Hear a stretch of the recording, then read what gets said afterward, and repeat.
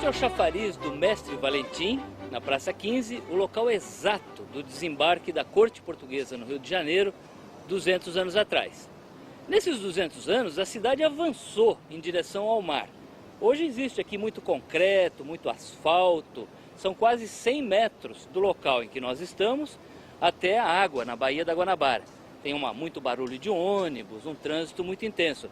Mas 200 anos atrás, o mar vinha até este local. E foi aqui, nas escadas que ficam ao pé deste monumento, que a corte desembarcou no dia 8.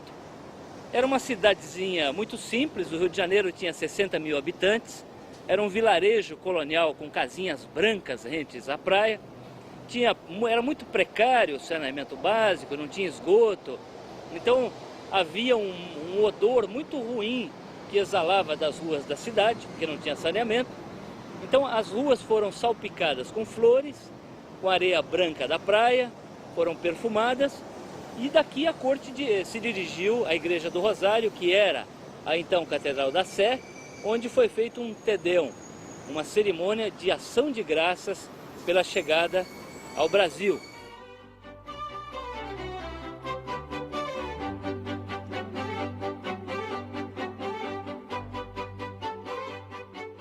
Quando a corte portuguesa chegou ao Brasil, o Rio de Janeiro era o maior entreposto negreiro das Américas. A cidade recebia entre 10 mil e 18 mil escravos por ano.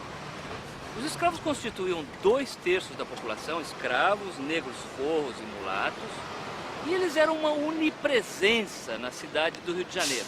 Faziam de tudo.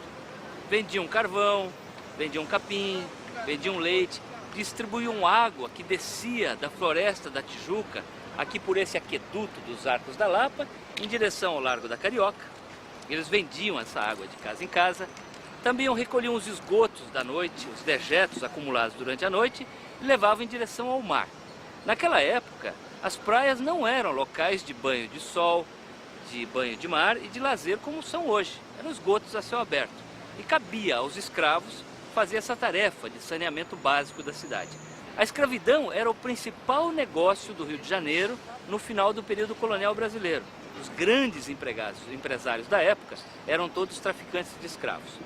Os escravos chegavam ao Rio de Janeiro e ficavam em quarentena no mercado do Valongo, que é um local hoje situado próximo à zona portuária do Rio de Janeiro, e eles ficavam ali para se recuperar das doenças, engordar, porque eles chegavam muito magros, da precária travessia, que era uma viagem nos porões dos navios negreiros, a travessia do Oceano Atlântico. De cada 2 escravos capturados na África, só um chegava vivo ao Brasil, o outro morria. Portanto, era uma taxa de mortalidade enorme, de 50%. Em compensação, o escravo que chegava vivo, ele se valorizava 3, 4 ou mesmo 5 vezes. Portanto, do ponto de vista do traficante de escravos, era um bom negócio, era um excelente negócio. E os escravos, eles eram comercializados no mercado do Valongo, como hoje se compra e se vende um animal, um boi, um cavalo, numa fazenda, num frigorífico do interior do Brasil. Ou seja, o comprador examinava o dente dos escravos para ver se ele estava saudável, se não estava muito cariado, apalpava a pele, o músculo para ver se estava rijo, mandava o escravo correr de um lado para o outro e em seguida ele fixava um preço. Ou seja, os escravos eram uma mercadoria como outra qualquer na época em que a corte chegou ao Brasil.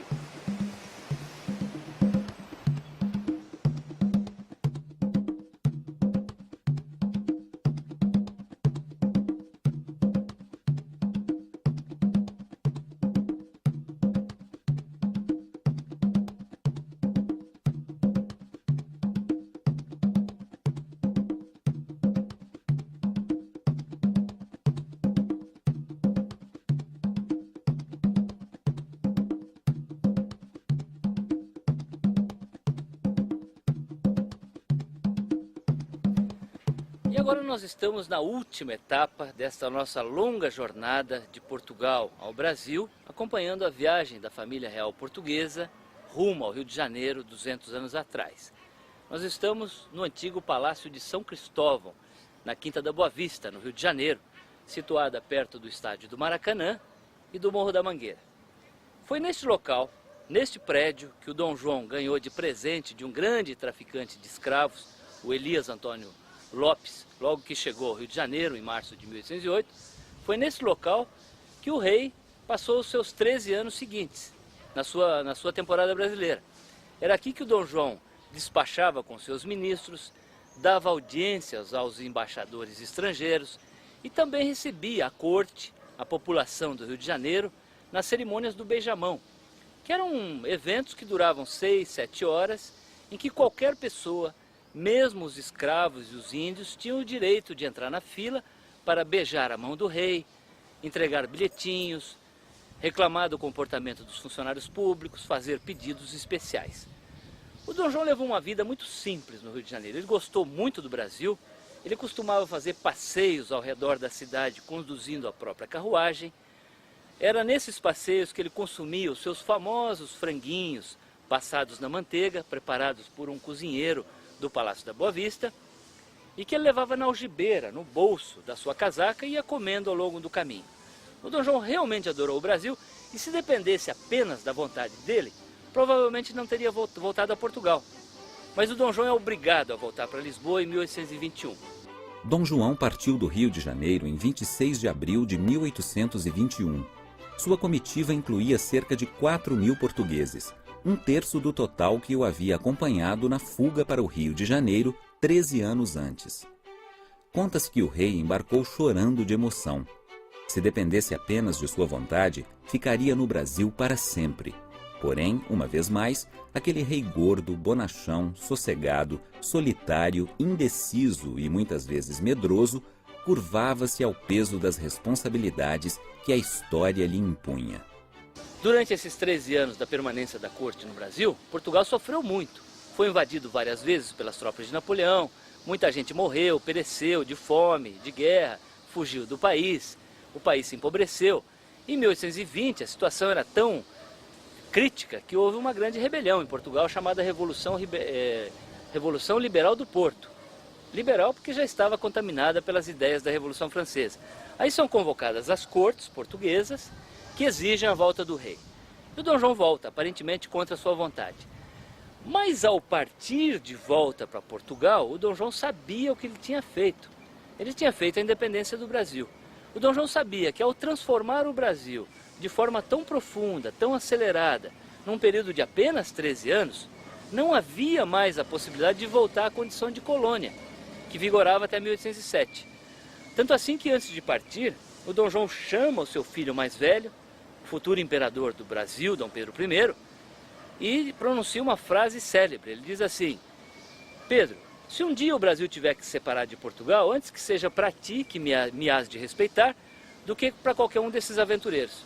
Ou seja, o Dom João sabia que tinha feito a independência do Brasil, que é de fato o que acontece no ano seguinte, em 1822.